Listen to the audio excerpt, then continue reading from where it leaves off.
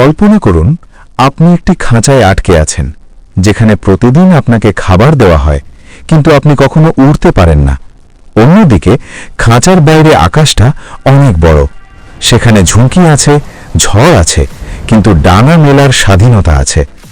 বন্ধুরা, আপনারা কোনটা চান কমেন্টে জানাবেন। ভিডিওটি ভালো লাগলে অন্তত একটা লাইক, একটা কমেন্ট করবেন। যদি পারেন দয়া করে সাবস্ক্রাইবটা করে দেবেন। চলুন মূল গল্পে।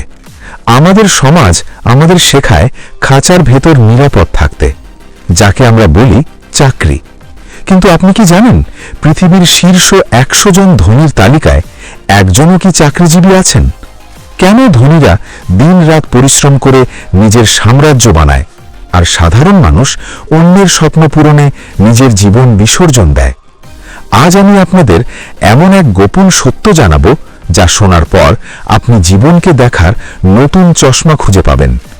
স্বাগতম গল্প সমুদ্রে। আজকে বলবো বিজনেস বনাম চাকরির সেই অসাধারণ পার্থক্য।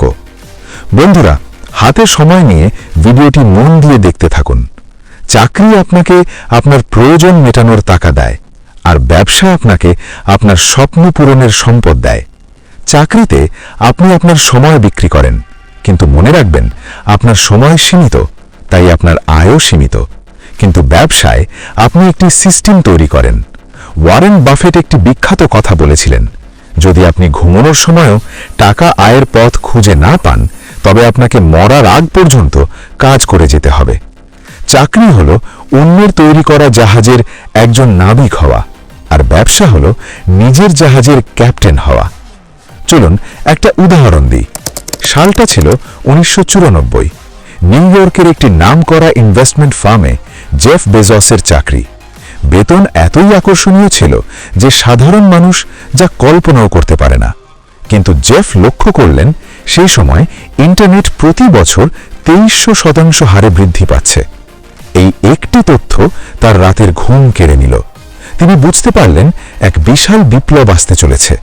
তিনি চাইলেন অনলাইনে বই বিক্রির একটি প্ল্যাটফর্ম তৈরি করতে, কিন্তু সমস্যা ছিল একটাই, তার সেই বিলাসবহুল চাকরি। একদিকে ছিল নিশ্চিত ভবিষ্যৎ, আর অন্যদিকে ছিল এক অনিশ্চিত অন্ধকার গলি। জেফ একদিন তার বসের কাছে গিয়ে তার স্বপ্নের কথা খুলে বললেন। তার বস তাকে সেন্ট্রাল পার্কে দীর্ঘ সময় ধরে হাঁটতে নিয়ে গেলেন। বস খুব শান্তভাবে বললেন, জেফ, তোমার আইডিয়াটা দারুণ, কিন্তু এই আইডিয়াটা তার জন্য আরও বেশি ভালো হতো যার এখন কোনো ভালো চাকরি নেই। অর্থাৎ বস তাকে পরোক্ষভাবে বোঝালেন যে এত ভালো ক্যারিয়ার ছেড়ে অনিশ্চয়তার পথে পা বাড়ানো চরম বোকামি। জেফ 2 দিন সময় চাইলেন চিন্তা করার জন্যে। তিনি তখন এক অদ্ভুত মনস্তাত্ত্বিক কৌশলের আশ্রয় নিলেন, যেটাকে তিনি নাম দিলেন রিগ্রেট মিনিমাইজেশন ফ্রেমওয়ার্ক। তিনি নিজেকে নিয়ে গেলেন আজ থেকে 50 বছর পরের ভবিষ্যতে। তিনি কল্পনা করলেন যখন তার বয়স হবে 80 বছর, তখন তিনি পেছনে ফিরে তাকালে কোন বিষয়টির জন্য বেশি কষ্ট পাবেন। 1, কি এই নিশ্চিত চাকরিটা ছেড়ে দেওয়ার জন্যে? 2, নাকি ইন্টারনেটের এই বিশাল বিপ্লবে অংশ না নেওয়ার জন্যে? উত্তরটা ছিল বজ্রপাতের মতো পরিষ্কার। তিনি বুঝতে পারলেন চাকরি ছেড়ে ব্যর্থ হলেও তিনি আফসোস করবেন না, কারণ তিনি অন্তত চেষ্টা করেছিলেন। কিন্তু যদি তিনি চেষ্টা না করতেন, তবে সেই না পারার আক্ষেপ তাকে মৃত্যুর আগ পর্যন্ত কুড়ে কুড়ে খেত। সেই মুহূর্তেই তিনি সিদ্ধান্ত নিলেন, পদত্যাগপত্র জমা দিলেন, নিজের সমস্ত সঞ্চয় গুছিয়ে নিলেন এবং তার স্ত্রী ম্যাকেনজিকে নিয়ে পাড়ি জমালেন সিয়াটলে।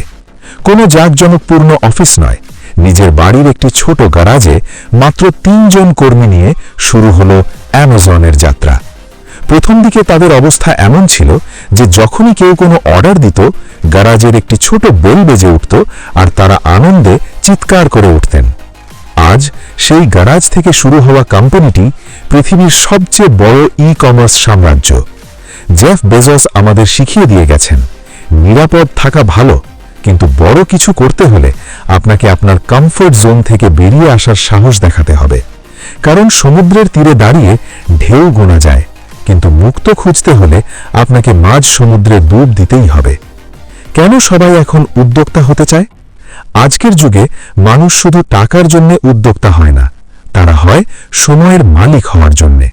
আপনি যদি প্রতিদিন সকাল 8টায় অ্যালার্মের শব্দে বিরক্তি নিয়ে ঘুম থেকে ওঠেন, তবে বুঝবেন আপনি আপনার জীবনের নিয়ন্ত্রণ হারিয়ে ফেলেছেন। উদ্যোক্তা হওয়া মানে শুধু লোগো বানানো বা অফিস খোলা নয়, এটি হলো একটি সমস্যার সমাধান করা। আপনি যদি সমাজের কোনো একটি বড় সমস্যার সমাধান করতে পারেন, তবে টাকা আপনার পেছনে ছুটবে, আপনাকে টাকার পেছনে ছুটতে হবে না। আপনি এখন জীবনের কোন পর্যায়ে আছেন? অন্যের স্বপ্ন পূরণ করছেন নাকি নিজের স্বপ্ন বোনার সাহস দেখাচ্ছেন? কমেন্টে আমাকে জানান। আপনার একটি সাহসী সিদ্ধান্তই পারে আপনার আগামী 5 বছরের ভাগ্য বদলে দিতে। ভিডিওটি ভালো লাগলে সাবস্ক্রাইব করে গল্প সমুদ্রের সাথে থাকুন। দেখা হচ্ছে পরবর্তী কোনো অসাধারণ গল্পে।